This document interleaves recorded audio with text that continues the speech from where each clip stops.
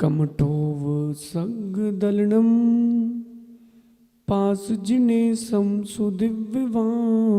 ही नम्यूणम निगंतम वत्तु विज्जम निरूवेमो नमो अरंताणम नमो सिद्धाणम नमो आयिरीयाणम नमो उवज्जायाणम नमो लोये सव्वसाऊणम। पंच परमेष्टि भगवान की, देवादिदेवी कजराट श्री आदिनाथ भगवान की, आचार्य भगवान गुरुवर विशुद्ध सागर जी मुनिराज की।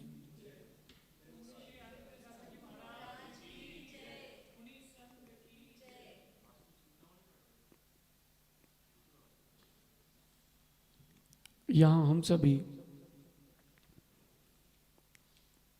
जिन आगम के अनुरूप वास्तु के ज्ञान का अध्ययन कर रहे हैं। वास्तु का अर्थ होता है मकान, ग्रह। अब इस घर में रहने वाले दो लोग होते हैं, एक वैरागी, एक वीतरागी या फिर गृहस्थ। यानी पंच परमेष्टि के लिए वास्तु और गृहस्थों के लिए वास्तु। किस किस के लिए?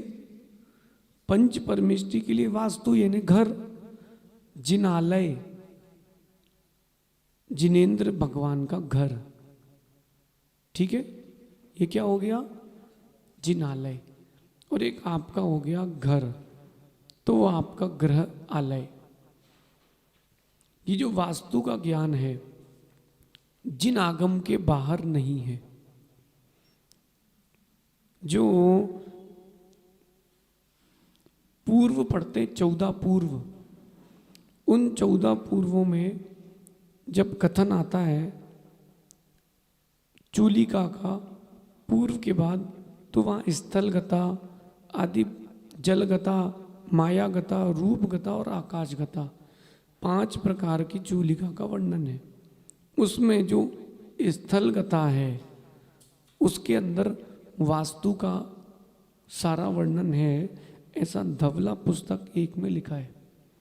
क्या लिखा है इसमें? थल गया नाम 33 चेव पदे ही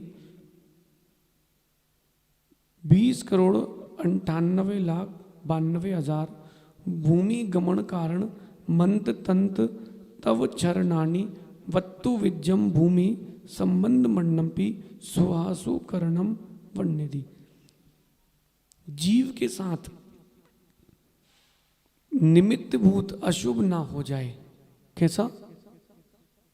निमित्त भूत अशुभ ना हो जाए, इसके लिए वास्तु का ज्ञान। पहले बात अपने अंतरंग में 100% रखना।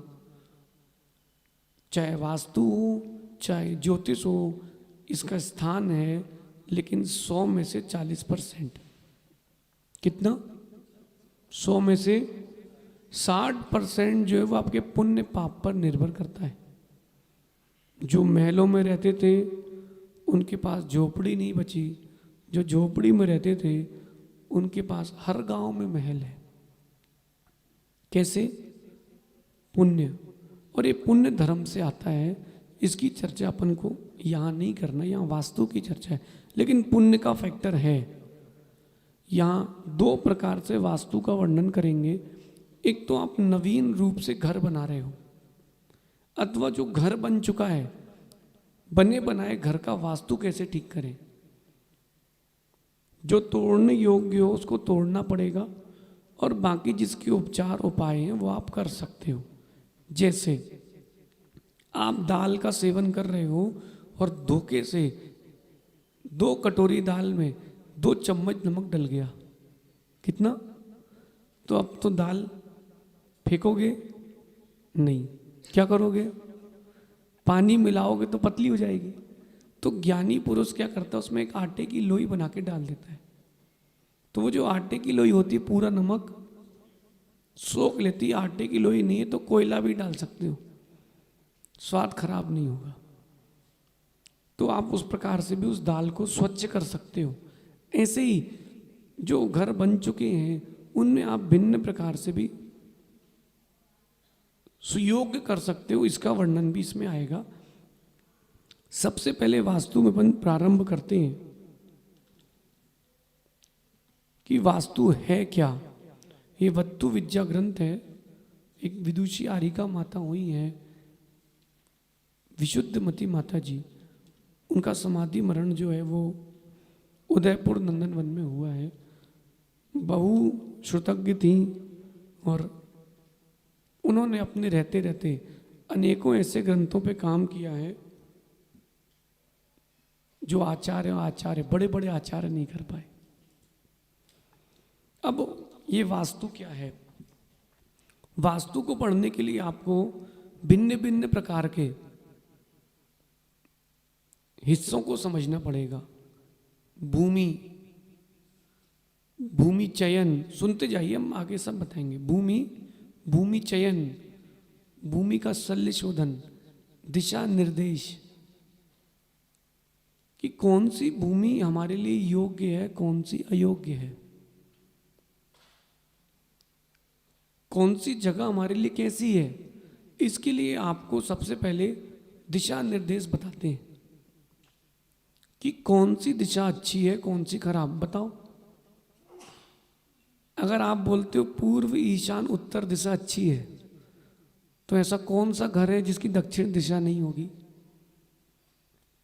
अगर आप कहते हो कि पूर्वमुखी घर ही अच्छे हैं, तो अब ये जो भारत है पूर्व कहाँ कहलाया? आसाम तरफ, तो इसमें सबके घर आसाम तरफ मुख करके होंगे? ऐसा तो नहीं हो सकता। जब भी गमन करें तो बोले कहाँ? पूर्व दिशा की ओर मुख करके। तो किसी को जाना इस तरफ है तो वो ऐसा जाएगा, तो यहाँ कब जाएगा? दिशा कोई खराब नहीं है, जिस दिशा में जो कार्य कहा गया है वो आप कर दो। लोग कहते हैं दक्षिण मुखी प्लॉट खराब, नहीं। पश्चिम मुखी प्लॉट अयोग्य, बिल्कुल नहीं। क्यों कहते इसको बताएंगे हम। जिस दिशा में जो काम कहा गया है वो आप करोगे तो कभी दिक्कत नहीं होगी। जैसे भोजन, जो जो क्रम दिया गया है भोजन का, उसी क्रम से करो। अक्रम से करोगे तो अपत्य करेगा। आपने जूस पी लिया, उसके ऊपर दूध पी लिया, उसके ऊपर उकाली पी ली, फिर ठंडाई पी ली, पेट में वो सब आयुर्वेद में कहते हैं गच्चा, पूरा मल इकट्ठा हो जाएगा, निकलेगा नहीं। जबकि जूस खराब नहीं है, दूध भी खराब नहीं है। क्रम से लो तो सब अच्छा है। क्रम से लो आप, सब आपको लगेगा। ऐसी वास्तु है, जिस स्थान पर जो कहा गया वो आप करोगे, कभी वो आपके लिए अयोग्य नहीं होगा। सबसे पहले अपन पढ़ते हैं वास्तु में दिशाओं को कैसे पहचाना जाता है। किसको? देखिए,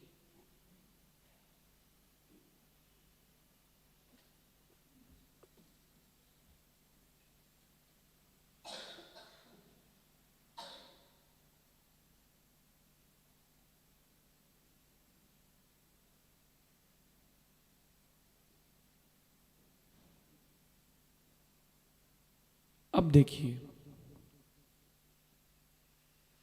जब भी होगा अपन वास्तु में स्टैंडर्ड दिशा पूर्व ही लेके चलते हैं। जब भी कोई चर्चा होती है तो बोले घर के पीछे, यानी पूर्व के पीछे, स्टैंडर्ड पूर्व लेके चलते हैं। पूर्व, यहाँ पूर्व दिशा कहाँ है? आप लोग मोबाइल लिए ना, तो मोबाइल में आप फोन में कंपास निकालो। ऐसा नहीं होता सूरज वहां से उगरा सो पूर्व। सूर्य उत्तरायण भी होता है, दक्षिणायन भी होता है ना। अब अपने फोन को आप अपनी टेबल पर बराबर रखो या जमीन पर बराबर रखो, उसमें करो आप पूर्व 90 डिग्री, ईस्ट को 90 करो, ईस्ट को 90 करो सीधा। ऐसा नहीं फोन घुमाओ, हाँ घुमाते जाओ, धीरे धीरे घुमाओ और धीरे घुमाते जाओ। आया 90, पूर्व 90 आ गया, अब आप बताओ पूर्व दिशा बराबर कहाँ है?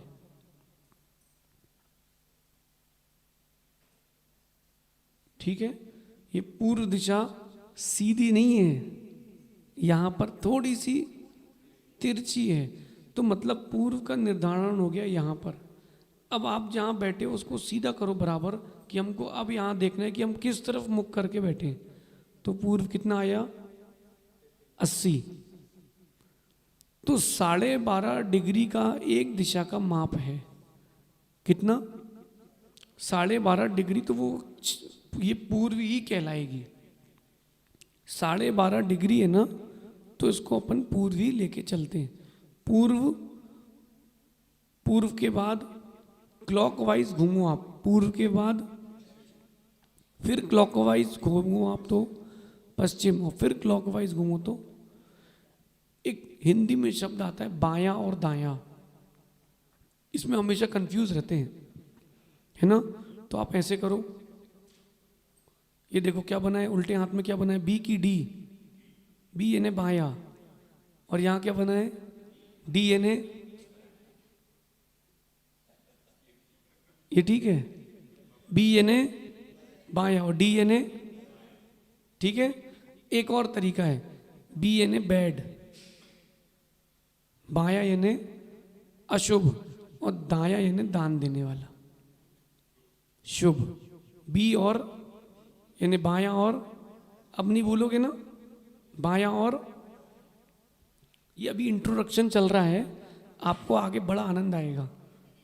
किसी के घर पर जाकर के आप बता सकते हो कि तुम्हारे घर में ये चल रहा है, पेट की बीमारी है, गर्भ में संतान आती तो गिर जाती है, धन का क्षय हो जाता है, धन आता है तो रुकता नहीं है, सब आप बता दोगे। क्यों? वास्तु से। ये वास्तु का ज्ञान आपको सब कुछ दे सकता है। चलिए, पूर्व दक्षिण पश्चिम उत्तर आ गया। पूर्व से क्लॉकवाइज दक्षिण पश्चिम, और अब ये दिशा हो गई। अब चर्चा करते हैं विदिशा की। किसकी?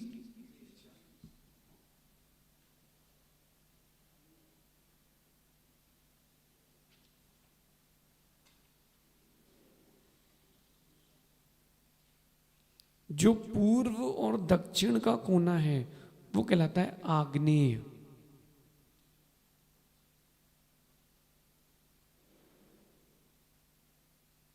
क्या कहलाता है?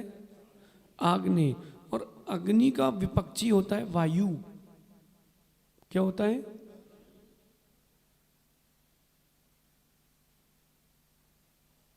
तो ये हो गया वायव्य।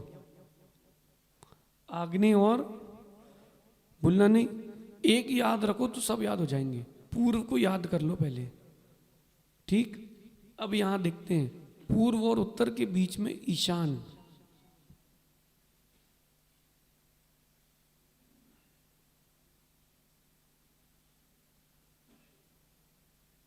और ईशान के सामने नैऋत्य। ईशान मतलब देवस्थान खाली, और नैऋत्य यानी भरा स्थान भारी। आग्नेय यानी अग्नि, और वायव्य यानी वायु। आपके घर में देखो आकाश तो अखंड है, नैऋत्य, नैऋत्य ता और या, ऋषि का री है, ता और या। निरत, जो कभी खाली नहीं होना चाहिए, हमेशा भरा होना चाहिए, वो नैऋत्य पृथ्वी तत्व है। अब देखो दिशा कौन सी खराब है? आपके घर में चारों दिशाएं होंगी, नियम से होंगी, लेकिन जिसमें जो काम करना है वो करना। और बीच का स्थान होता है ब्रह्म स्थान।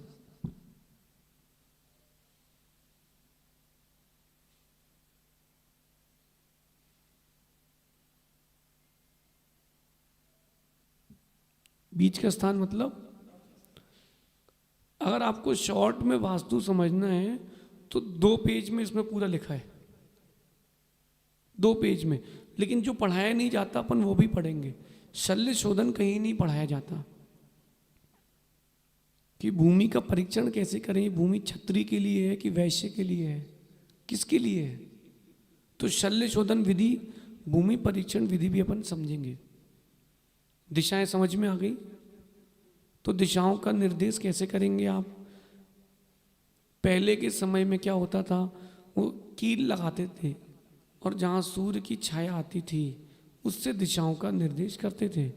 अब आपके पास कंपास है, तो आप सबसे पहले जहाँ बैठे हुए हो वहाँ ईस्ट को 90 कर लो, तो आप देख लो कि पूर्व कहाँ है और वहाँ मार्क कर लो कि ये पूर्व है।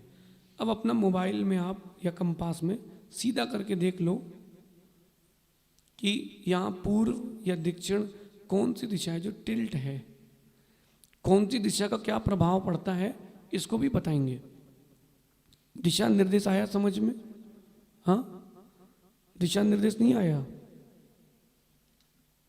अब आप देखो, महाजन लोग कहाँ रहते हैं? महाजन लोग कहाँ रहते हैं? आप किसी भी भारत के प्रदेश में चले जाओ, नगर में चले जाओ, सेंटर में कौन लोग रहते हैं? नगर के महाजन। इस व्यवस्था को देवलोक में भी स्वीकारा गया है। सौधर्म इंद्र के जो परिकर हैं उससे कितना दूर? यहां बहुत सुंदर एक दृष्टांत दिया है त्रिलोक सार ग्रंथ का, पेज नंबर 6 में, कि स्वर्गों में भी जो चांडाल आदि ने किल्वेश आदि देव हैं वो भी नगर के बाहर रहते हैं, आग्नेय आदि दिशा में। स्वर्ग में भी वास्तु से नहीं बना, लेकिन प्रकृति है। वास्तु क्या है? प्रकृति है, नेचर है। पेड़ लगाना चाहिए घर पे, कहाँ? ये नहीं पता, आपने लगा लिया। लोग कहते हैं ना कांटे वाले पेड़ घर पर, इसका मतलब गुलाब का पेड़ नहीं लगा सकते, बिल्कुल गलत। जिन वृक्षों में सिर्फ कांटे ही होते हैं उन वृक्षों का निषेध है। फल वाले वृक्ष कभी घर पर नहीं लगाना चाहिए।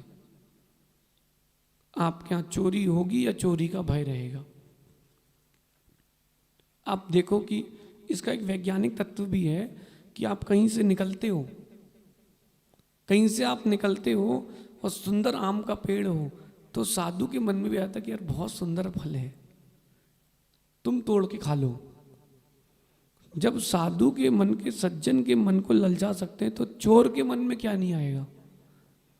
इसलिए फल वाले वृक्ष नहीं, और किसी को लगाना है तो घर से भिन्न जो उद्यान बनाया है, गार्डन, उसमें करो आप, पृथक रूप से, संयुक्त रूप से नहीं चलेगा। दिशा निर्देश समझ में आया? अच्छे से नहीं आया? दिशा बताओ। पूर्व, पूर्व के बाद दक्षिण, फिर उत्तर, और फिर अपन चालू करते हैं। पूर्व दक्षिण का कोना मतलब जहां पर आपका रसोई हो, सूरज की सीधी रोशनी आए जहां पर, वो आग्नेय। आग्नेय का प्रतिपक्षी, यानी पूर्व और दक्षिण दिशा को क्या कहते हैं? आग्नेय। और उत्तर पश्चिम को, उत्तर पश्चिम को वायव्य, पूर्व उत्तर को, और इसका प्रतिपक्षी दक्षिण पश्चिम को नैऋत्य। ये दिशा आ गई समझ में अच्छे से? कोई दिक्कत तो नहीं हो रही? ठीक है। तो दिशा सबसे पहले याद रखना, कहीं भी जाओ सबसे पहले आप दिशा देखना। क्या देखना? दिशा। और माना कि प्लॉट तिरछा मिर्चा है तो आप तो काट के सीधा कर सकते हो, लेकिन भूमि अगर अयोग्य है तो क्या करोगे? है ना? आप पूछिए, कैसे देखते हैं एनर्जी? कैसे देखते हैं एनर्जी? मेरा प्रश्न है, अगर वो रॉड से एनर्जी दिखती है तो फिर सभी को दिखना चाहिए। जैसे आपको पूर्व दिशा दिख रही ना, तो हमको भी दिख रही, सबको दिखना चाहिए। ये तो आपके पास फिर विशेष ज्ञान हो, स्वर विज्ञान, तो आप वहां की एनर्जी ले सकते हो। आप वहां की एनर्जी, जैसे हमने उस दिन आपको बताया था ना ध्यान करा के, कि आप अपनी एनर्जी ले सकते हो। ऐसे ही आप चाहो तो भूमि की एनर्जी भी ले सकते हो, लेकिन आपके लिए उसके प्रति 100% उपयोग होना चाहिए। अब आपको तो पता नहीं है, तो कैसे एनर्जी निकालोगे, उसका भी बता तरीका वास्तु में बताया है। हर कोई साधक नहीं होता, लेकिन ज्ञानी हो सकता है।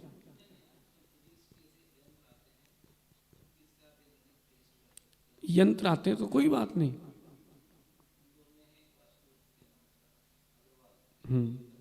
बिल्कुल, यंत्र से आप मानोगे ना तो स्वीकार है। बिल्कुल, कई कई लोगों के हाथ में जल रेखा होती है, एक हल्का सा वो अनुमान दे देगा आपको। एक होती है जल रेखा हाथ में, जिनकी जल रेखा होती है वो ईमानदारी से ऐसा हाथ में श्रीफल रख के चलते हैं, और जहाँ पानी होता है वहाँ नारियल खड़ा होता है। लेकिन जिनकी जल रेखा होती है उनकी, वो व्यक्ति पैसा नहीं लेता। हमने उसको साक्षात बेंगलोर में देखा था, जयनगर में। वो ऐसा देख रहा था पानी है, फिर उसने 10-12 जगह देखा, बोले यहीं पानी है, फिर वहीं बोरिंग की गई, वहीं पानी निकला, दिशा निर्देश हो गया। अब अपन चलते हैं आगे। आपके पास पीडीएफ हो तो खोल लीजिए, या फिर पढ़ के हम बताते हैं। जिनको लगे वो प्रिंट आउट करा के एक बुक बना करके व्यवस्थित रूप से पढ़ें। देखिए, घर के लिए भूमि चयन करने का सबसे प्रथम तरीका यहां बता रहे हैं। यहां पर पेज नंबर 5 में बहुत सुंदर बात करी गई है कि नगर में दिशा के अनुसार आवास करें। आपको घर लेना है, बनाना है, तो नगर में दिशा के अनुसार आवास करें। नहीं होगा तो फिर आपके लिए सेकेंडरी ऑप्शंस हैं। सबसे बेस्ट क्या है, जैसे आप आहार दे रहे हो और मीठा चलाना है, तो रसगुल्ला है, पेड़ा है, कलाकंद है, सबसे पहले क्या चलाओगे आप तीनों में से? सबसे पहले आप क्या लोगे बताओ? रसगुल्ला, कलाकंद और पेड़ा, सबसे पहले आप क्या खाओगे? रसगुल्ला कितने लोग खाएंगे? वो हानिकारक हो जाएगा। पेड़ा शुद्ध है, उसमें अन्न और घी मिला हुआ है, तो वो आपके गले को चिकनाहट देगा। पेड़ा लोगे तो चिकनाहट नहीं मिलेगी, मिठास मिलेगी। प्रायोरिटी किसको दो? पेड़े को। नहीं मिला तो कलाकंद, अब नहीं मिलेगा तो रसगुल्ला भी लेंगे। ये प्रायोरिटी की बात है। ऐसे भी यहाँ प्रायोरिटी करके बता रहे हैं, गृह निर्माण के लिए भूमि का चयन करते समय यह ध्यान रखना आवश्यक है कि गृह भूमि ग्राम व नगर के चारों कोने में ना हो। ये जो नगर है, नगर के जो 4 कोने बैठेंगे उस पर कभी घर नहीं बनाना चाहिए। ये जो कह रहे हैं, ये वास्तु की इसमें गाथा श्लोक लिखा है, आप देखिए। क्योंकि कोण के निवास हेतु शिल्प ग्रंथों में महत्तरों और जातिच्युत और अंत्यजों को उपदेशित किया गया है। वो नगर के कोने में रहे, बाहर। ये कोने कहलाते हैं, 1 2 3 4 5 6 7 8। इन कोनों में कभी, नगर के कोने में, अब वो नगर एक्सपांड हो जाए बात अलग है। जो आपकी सीमा है, इंदौर की एक सीमा है कि यहाँ से इंदौर प्रारंभ होता है, उस सीमा के कोनों में कभी घर ना ले। नगर एवं ग्राम के चारों कोनों में गृह बनाकर निवास करने से नाना तरह के कष्ट होते हैं। पहले आप श्रद्धा लेकर के बैठना युवराज, कि जो इसमें लिखा है, क्योंकि केवली की वाणी है, अपना तो नहीं है। मूल इसमें संस्कृत प्राकृत में आपको श्लोक गाथा भी मिलेंगे। तो पहले जो है वो लेके चलना, फिर अपन उसमें तर्क वितर्क लगाएंगे क्यों। किंतु यदि नगर के कोनों में स्वपच आदि निम्न स्तर की जातियों के आवास बने हो तो उनकी वृद्धि होती है। वो उनके लिए ठीक है। कोई नौकर आपके यहाँ है, उसको आग्नेय कोण में रुकवाओ, ईशान्य मत रुकवाओ, मालिक बन के रहेगा। फैक्ट्री में भी, घर पे भी। वायव्य में रुकवाओगे तो टिकेगा नहीं। मेहमान आए तो वायव्य में रुकवाओ, कि आए जाए, रुके ना। और आपने नैऋत्य में रुकवा दिया है तो बढ़िया जम के रहेगा, या नैऋत्य में नहीं, या आपका ग्रह स्वामी का कक्ष है, या आपकी दिशा है, इस पर जीना। चलिए, अब किस जाति के जीवों के नगर के किस कोने में घर हों, तो वैश्य जो होते हैं, व्यापारी, उनका नगर के दक्षिण भाग में होना श्रेष्ठ है। जो व्यापारी हैं उन नगर के अगर दक्षिण भाग में रहेंगे तो श्रेष्ठ रहेगा उनके लिए। और जब वो जगह नहीं मिलेगी तो जैसे कॉलोनी आप ले रहे हो, किसी कॉलोनी में आपने प्लॉट देख रहे हो तो उसके दक्षिण भाग में देखो। बीच में किसी के मन में प्रश्न आएगा, अब किसी का घर ही 10 बाई 10 का है तो उसका वास्तु कैसे बनाओगे? उसका भी वास्तु बनेगा, उसका भी वास्तु बनेगा। और वर्ण संकरों का वास आग्नेय कोण में शुभ। वर्ण संकर यानी जो हाइब्रिड बोल लो, जो अपने जाति बदल चुके हैं, उनके लिए आग्नेय कोण। ग्राम या नगर के कोने में जातिच्युत और चोरों का वास शुभ है। कोने कोने में चोर लोग रहे, महाजन बीच में। पूर्व आदि दिशाओं में क्रमशः, यानी पूर्व में ब्राह्मण, फिर उसके बाद दक्षिण में क्षत्रिय राज करने वाले अथवा व्यापारी वैश्य, पश्चिम में वैश्य भारी जगह पे, और ये जो उत्तर दिखा है शूद्रों के लिए लिखा है। किस अपेक्षा से कोने में रहे, कोने में, बीच के लिए नहीं कहा। कहां पर? कोने में। इस प्रकार से यहां कुछ वर्णन है। एक चीज आपके लिए और यहां बताना चाहते हैं, किसी भी भूमि में हम निर्धारित कैसे करें कि आग्नेय दिशा कितनी है, पूर्व दिशा कितनी है, तो उसको बताते हैं। आप क्या करो, जो आपका स्थान है उसके 9 विभाग कर दो। गौरव,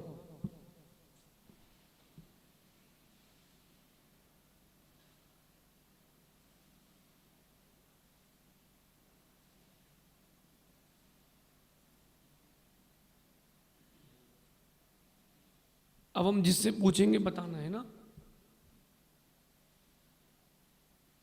ये पूर्व दिशा है। पीयूष, ये कौन सी दिशा है? दक्षिण। जितेंद्र भैया ये, भैया ये उत्तर। ये कोना अमित भैया आग्नेय। ये राहुल नैऋत्य। कमल भैया वायव्य। और ये गौरव नहीं है, याद रखना पड़ेगा भैया।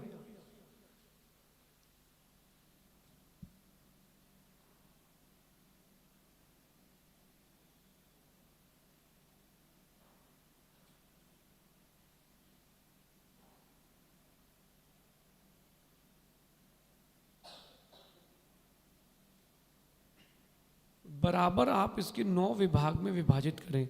स्क्वायर होगा तो कोई दिक्कत ही नहीं है। 30 बाई 30 का है तो 10 बाई 10 के आपने 9 खंड बना लिए। और 30 बाई 60 का है तो इस दिशा को आप डिवाइड करो 3 में, इस दिशा को डिवाइड करो 3 में, तो 30 फीट का ये है, ये 60 फीट का है, तो 10 बाई 20, 10 बाई 20, 10 बाई 20 के आपके 9 खंड बनेंगे। कितने? पूर्व दिशा कितनी कहलाएगी इसकी?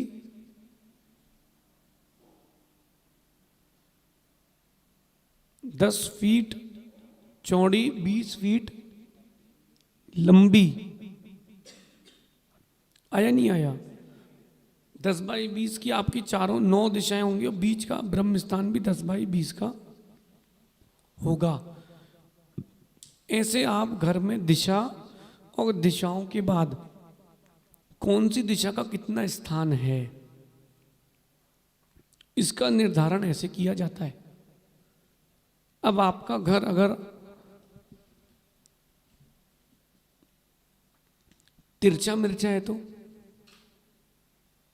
हाँ, कोई कोना ज़्यादा है, कोई कोना कम है, तो वहाँ कैसे निर्धारित करेंगे, इसका तरीका आपको आगे जब भूमि के आकार में आएगा तब बताएंगे। तो आपको ये समझ में आया किस प्रकार से आप इसमें विभाग करेंगे। अच्छा, किसी का घर 28 बाई 48 का है तो ऊपर नीचे हो गया ना, कोई बात नहीं, आप 28 को 3 में डिवाइड करो, यानी 9 फीट और कुछ इंच, ठीक है, 9 फीट और कुछ इंच, और 48 को 3 में विभाग करोगे तो 16 3 48, तो 9 बाई लगभग 16 का एक दिशा का अंश आएगा। और जब भी ये नापते हैं घर का, तो ये खाली प्लॉट का नापना अथवा घर के अंदर का, आपको इस प्लॉट का देखना है वास्तु, तो अब आपको अंदर से नापना पड़ेगा, बाहर से नहीं, क्योंकि बाहर तो दीवारें हो गई, 1-1 फीट तो दीवार में चला गया, फिर 1 फीट से भी अंतर आ सकता है। आ रहा है? तो 2 चीज मुख्य रूप से आपने आज समझी है, एक दिशा और घर पर आपके कितने कितने फीट में कौन सी दिशा है।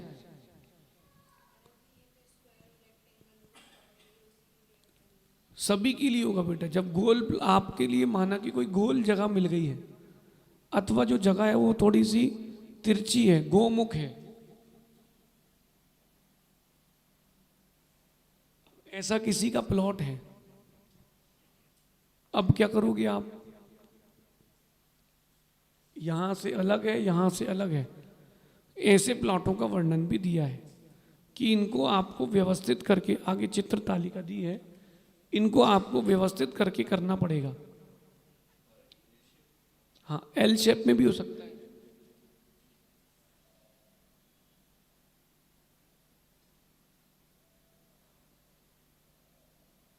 किसी का ये घर है, अब इसका ब्रह्म स्थान कैसे निकालोगे,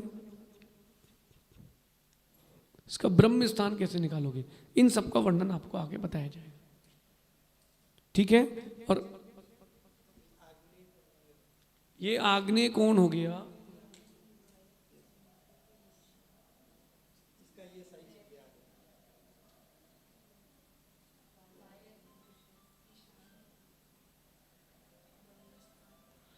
ये आपका ब्रह्म स्थान हो गया, है ना। मतलब जो आपका गेट है, गेट से घुसोगे तो 20 फीट तक पूर्व दिशा चलेगी, उसके बाद 20 फीट तक ब्रह्म स्थान, उसके बाद 20 फीट तक पश्चिम दिशा चलेगी। अगर नहीं, जब आप अंदर से मेजर करोगे तब आपको दीवार की विड्थ नहीं लेना, जब प्लॉट को देखोगे तब देखना है। अब इस बने हुए घर का ब्रह्म स्थान कहाँ है, उसको वैसा लगाएंगे। हाँ, 10 बाई 20 का, ये 60 फीट है ना, तो 20 और 10 ये ब्रह्म स्थान है, ये हमेशा खाली होना चाहिए। देखो, किसी व्यक्ति की नाभि खिसक जाए, क्या नाभि खिसक जाए, वो कितने ही खाए सब वैसे ही का वैसा निकलता है, वो सोचता है कि हमने ऐसा कुछ खाया ही नहीं कि अपच हो, ये क्या हो गया, ये क्या हो गया, नाभि खिसक गई। नाभि यानी ब्रह्म स्थान, वो स्वच्छ हो और सही जगह पर हो तो कोई दिक्कत नहीं। इसलिए ब्रह्म स्थान खाली, न यहाँ से सीढ़ियाँ देना, न बिल्कुल सेंटर से कोई पिलर लेना, न कभी भी इस स्थान पर भारी आदि सामान रखना। कहाँ के लिए बता रहे हैं, बीच में भी नहीं। मंदिर भी बनाते तो बीचों बीच सेंटर में भगवान नहीं रखते। नेमावर गए आप लोग, उतने बड़े पूरे एरिया में बीच का स्थान खाली है, समझ रहे आप ऐसा। अब वो जो पूरे स्थान में से मंदिर जो बना है, मान स्तंभ नहीं कह रहे, क्या बात कर रहे हैं, उस मंदिर के भी बीचों बीच भगवान नहीं होते, उसके लिए भी व्यवस्था की जाती है। हाँ, चतुर्मुखी भगवान रखे जाएंगे तब भिन्न व्यवस्था होगी। एक वेदी बनाइए तो बीचों बीच नहीं होगी। और आगे अपन चर्चा करेंगे, आज समय हो गया। कल आपको ये बताया जाएगा कि छू करके भूमि को कैसा पहचाना जाए कि भूमि लाभ की है कि हानि की। छू करके, सूंघ करके, खा करके, देख करके, इन 4 प्रकार से बताया जाएगा कि भूमि हमारे लिए शुभ है कि अशुभ है।